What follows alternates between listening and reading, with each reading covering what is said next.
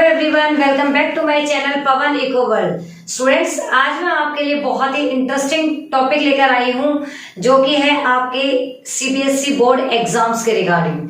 अभी फिलहाल आपके हाफ ईयरली एग्जाम हुए होंगे। काफी बच्चों का रिजल्ट बहुत अच्छा रहा होगा जिन्होंने प्रिपरेशन स्टार्टिंग से स्टार्ट कर दी थी। उन बच्चों का जिन्होंने कभी कुछ पढ़ा ही नहीं, उनका रिजल्ट डाउन गया होगा। कुछ एवरेज बच्चे होंगे, कुछ बैक बेंचर्स होंगे। सभी के रिव्यूज हाफ ईयरली एग्जाम के रिगार्डिंग बहुत ही खराब भी होंगे और अच्छे भी होंगे। हम ना उन खराब के बारे में बात करेंगे ना अच्छे, हम ऑल ओवर सभी के बारे में बात करेंगे यहाँ पे। क्योंकि जो कंसेप्ट आज मैं लेकर आई हूं, मैं आपको 3 मंथ्स की बेस्ट स्ट्रेटेजी बताऊंगी कि इकोनॉमिक्स में आप 95 प्लस कैसे लेके आ सकते हैं। तो देखिए बेटा, मैं बात करती हूँ इस बात से कि आपकी जो ऑफिशियल अनाउंसमेंट है एग्जाम की, जो कि 15 फरवरी से स्टार्ट होने वाले हैं, ये सीबीएसई ने मतलब बिल्कुल ऑफिशियल जो बात थी वो कह दी है। मतलब ऑफिशियल नोटिफिकेशन हमारी आ चुकी है सीबीएसई की तरफ से। सीबीएसई ने बोला है कि 15 फरवरी से आपके एग्जाम हैं। अब हम बात कर लेते हैं आज की डेट की और 15 फरवरी के टाइम तक की।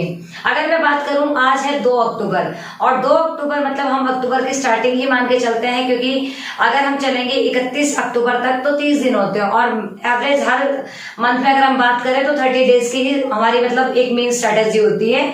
तो देखिए बेटा, अगर इस मंथ की बात करूं तो ये मंथ आपके लिए कैसा है? होपफुली ये बहुत ही इंजॉय करने वाला मंथ है। क्यों? क्योंकि इसमें दशहरा आएगा, इसमें दिवाली आएंगी, ये फेस्टिवल्स इसमें बहुत ज्यादा होंगे, तो छुट्टियां भी बहुत ज्यादा होने वाली है। उसके बाद में कुछ दिन बाद में अगर 2-3 महीने की बात करूं मैं, तो आपके जो असाइनमेंट्स होंगे, लाइक आपके प्रैक्टिकल्स वगैरह, ये भी चले जाएंगे। तो आज की डेट से लेकर 15 फरवरी तक अगर मैं पूरा 1 मंथ हटा भी दूं तो आपके पास टोटल 3 मंथ्स है। मतलब आज से और 15 फरवरी तक की अगर हम बात करें तो हमारे पास 4 मंथ बनते हैं, बट स्टिल मैंने उसमें से भी 1 मंथ जो है वो हटा दिया। कैसे हटा दिया? मैंने हटा दिया कि जो 15 फरवरी थी वो वाला मंथ हटा दिया, जनवरी थी वो भी हटा दिया मैंने। बट हम सिर्फ बात करेंगे अक्टूबर की, नवंबर की और दिसंबर की। अक्टूबर, नवंबर और दिसंबर में आप किस तरीके से प्रिपरेशन करेंगे, मैं सिर्फ उस कंसेप्ट पे बात करूंगी। आपने क्या पढ़ा, क्या नहीं पढ़ा, उन सभी टॉपिक्स के बारे में हमें कोई बात नहीं करनी है। आपने अब तक नहीं किया, आज से, अब से और अभी से आपको स्टार्ट करना है। मैं इस कंसेप्ट की बात करूंगी। तो देखिए बेटा, बीइंग अ इकोनॉमिक्स टीचर, मैं आपको इकोनॉमिक्स की स्ट्रेटेजी बताऊंगी कि किस तरीके से आपको इकोनॉमिक्स को कवर अप करना है अपने आने वाले 3 मंथ्स के अंदर। तो देखिए, अगर मैं मोटी मोटी अगर बात करूं तो बेसिकली हमारे पास 8 to 9 जो है चैप्टर्स हैं वो किस में आने वाले हैं? आपके इंडियन इको से होने वाले हैं। ठीक है, इंडियन इको से होने वाले हैं। अब मैंने 8 to 9 क्यों लिखा, उसके पीछे भी रीजन है। बेसिकली तो वैसे आपके 9 चैप्टर्स हैं, बट उसमें से एक एलपीजी था जो कि आपके सैंपल पेपर में उसके क्वेश्चंस कहीं देखने को नहीं मिले, तो हम उसको थोड़ा सा लाइट वेट ले लेते हैं क्योंकि हो सकता है कि उसके वेटेज कम हो। तो उस पॉइंट ऑफ व्यू से मैंने 8 to 9 जो है चैप्टर्स बताए हैं। उसके बाद में आपके 12 चैप्टर्स आपके किससे आने वाले हैं? मैक्रो इकोनॉमिक्स से आने वाले हैं। बात किसकी करेंगे हम? 3 मंथ की बात करेंगे। मैं गारंटी के साथ कह सकती हूँ, अगर आपने इन 3 मंथ्स में पूरी शिद्दत से पढ़ाई की, पूरे डिवोशन के साथ पढ़ाई की, तो 95 प्लस लेना आपके लिए कोई बड़ी बात नहीं है। बट अगर आपने इसी को अब तक जिस तरीके से लाइटली लेते आए हो, कोई टाइम शेड्यूल नहीं हुआ, कोई मतलब एक तरीके से कंसिस्टेंसी आपने नहीं बनाई, आपको बैठना है और पढ़ने बैठना है, तो इसका मतलब आपको कंटिन्यूअस तरीके से पढ़ना है। यूं नहीं कि आपने 5 मिनट पढ़ा, फिर 5 मिनट आप घूमने चले गए, 10 मिनट आपने बुक खोली थी, ध्यान यहाँ वहां था, ये वाली बात नहीं करनी है। तो देखिए बेटा, 8 to 9 चैप्टर्स आपके इंडियन इको से होने वाले हैं, 12 चैप्टर्स आपके मैक्रो इकोनॉमिक्स से होने वाले हैं। टोटल मिलाकर अगर मैं बात करूं तो आपके पास में 21 चैप्टर्स जो है, इसका एक रेशियो बनकर आएगा आपके सामने 21 चैप्टर्स। अगर मैं कहूं, अगर आप रूटीन बेसिस पे एक चैप्टर रोज भी करते हैं तो आपका एक मंथ के अंदर मतलब अक्टूबर मंथ में आप पूरा कवर अप कर सकते हैं, बट नहीं करना आपको पूरा अक्टूबर और पूरा नवंबर, अक्टूबर और नवंबर दोनों मंथ्स आपको सिर्फ और सिर्फ अपनी पढ़ाई पे देने हैं। किस तरीके से, उसके बाद में जो आपका मैंने जो थर्ड मंथ छोड़ दिया दिसंबर, और एक तरीके से मैं बात करूं जनवरी की, इनमें पूरी तरीके से आपको सैंपल पेपर्स लगाने हैं। पूरे मतलब रूटीन बेसिस पे आपने एक सैंपल पेपर इकोनॉमिक्स का लगाना ही लगाना है। अगर आपने एक सैंपल पेपर रोज लगाया पूरे दिसंबर और पूरे मतलब जो भी आप जनवरी है उसमें, तो आप कहीं पे भी मार नहीं खाएंगे। हर टाइप के हर तरीके के क्वेश्चंस आप कर लेंगे, क्योंकि जो सैंपल पेपर आता है उसमें 3 लेवल लिए जाते हैं। एक एवरेज लेवल होता है, एक बिल्कुल ही लो लेवल होता है, और एक बहुत ही हायर लेवल। सबसे पहले बिल्कुल ही लो लेवल का जो पेपर है वो बनता है, फिर एवरेज का, और फिर हाई लेवल का। आपको 3 तरीके से पेपर करने की आदत पड़ जाएगी कि पहले आपने देखा कि नॉर्मल से तैयारी थी, ऐसे पेपर थे, फिर ऐसे थे, फिर क्योंकि डिफिकल्टी लेवल बढ़ता जाता है। ये बात की बातें हैं, करना क्या है वो स्टार्ट करते हैं। देखिए मैंने कहा कि आपके पास टोटल 21 चैप्टर्स होंगे। 21 चैप्टर्स को अगर आप 1 बाय 1 भी करते हैं, बट नहीं, आपको हर चैप्टर को 2 दिन देने हैं। 2 दिन कैसे देने हैं? पहले दिन तो आपको वो चैप्टर पढ़ना है, और खुद ही पढ़ना है, खुद ही नोट्स बनाने हैं। मैं दोबारा से इस बात को मतलब रिपीट कर रही हूँ या फोकस कर रही हूँ इस बात पे, आपने खुद चैप्टर पढ़ना है और खुद उसके नोट्स बनाने हैं। किसी भी चीज के ऊपर या किसी भी सोर्स के ऊपर आप डिपेंड नहीं करेंगे।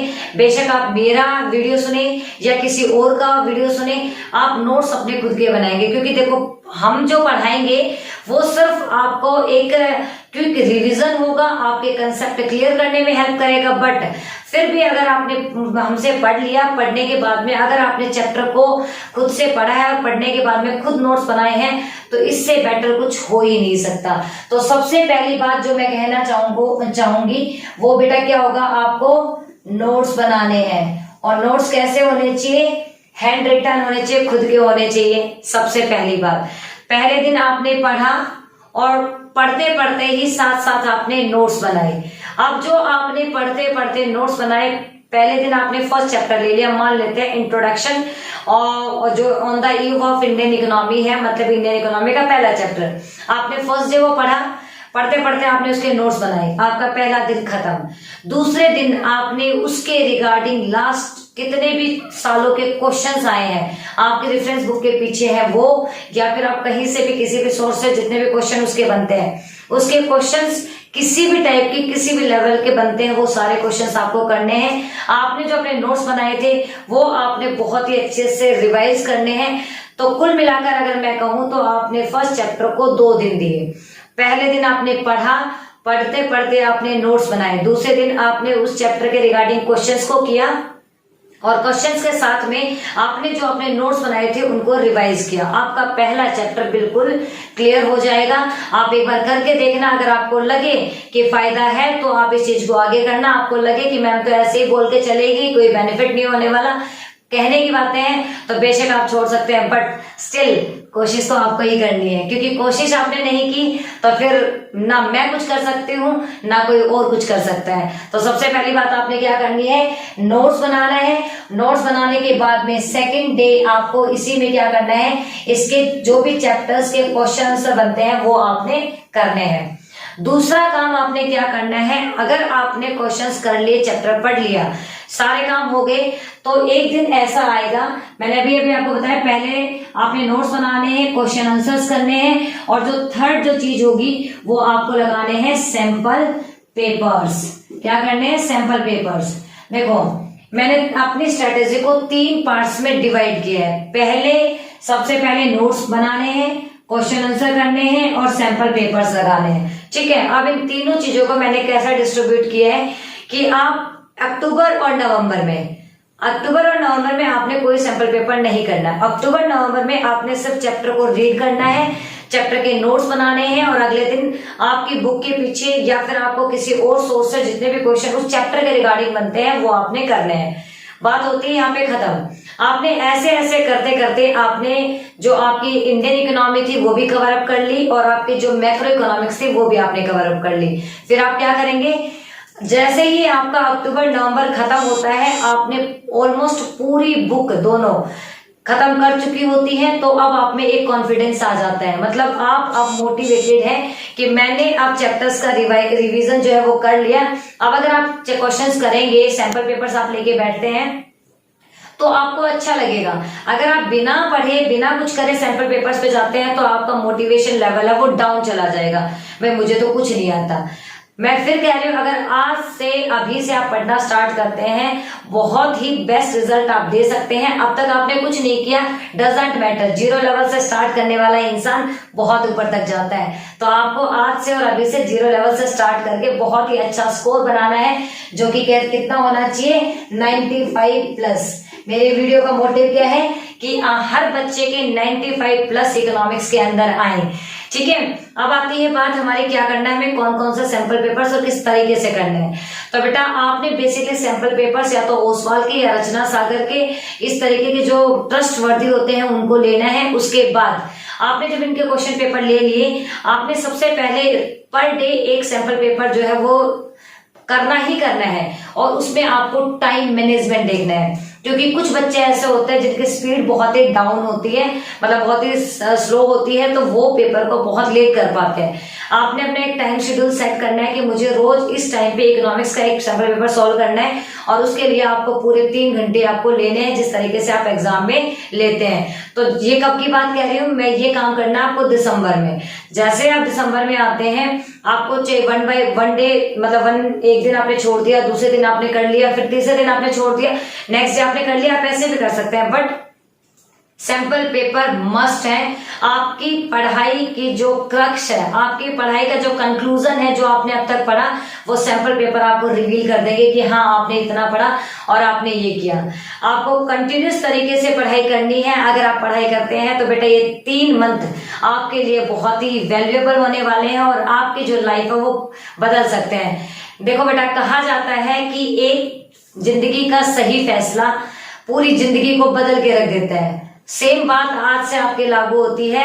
हो सकता है कोई भी बच्चा मेरे इस वीडियो को देख रहा हो, तो शायद आज मेरी वीडियो को देखकर ही अपना फैसला बदल दे कि आज से अभी से मुझे क्या करना है, पढ़ना है। इकोनॉमिक्स से नहीं, बिजनेस, अकाउंटेंसी, वेदर कोई भी सब्जेक्ट हो, आपको उसमें अपना 100% देना है, तो आपका रिजल्ट बेटर होने से कोई भी नहीं रोक सकता है। तो देखिए बेटा, मैं एक बार अपना कंक्लूजन दोबारा बता दूं, क्योंकि वीडियो ज्यादा लंबी करने से कोई बेनिफिट नहीं है। मेरा मोटिव था आपको अवेयर करना दोबारा से कि सीबीएसई ने नोटिफिकेशन दे दी है, 15 फरवरी से आपके एग्जाम स्टार्ट है।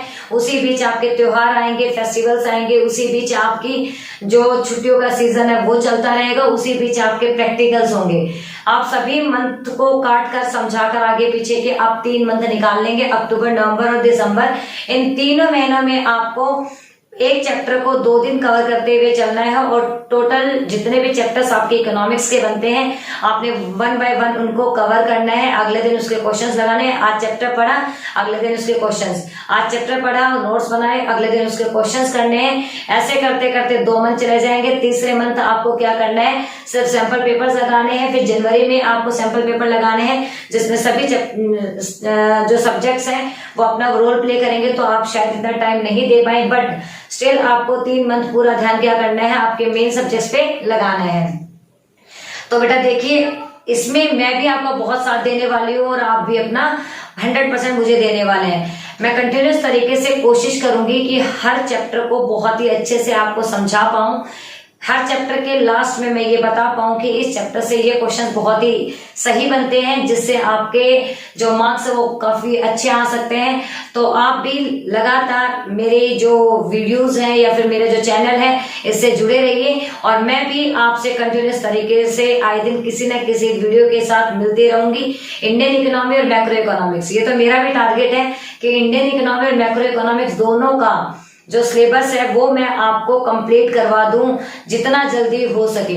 जितना जल्दी हो सकेगा मतलब ये है कि मैं भी 1 और 2 मंथ्स के अंदर आपको कंप्लीट सिलेबस करवा दूंगी, जो कि आपको बहुत ही हेल्पफुल होने वाला है। So keep watching. Thank you, bye bye.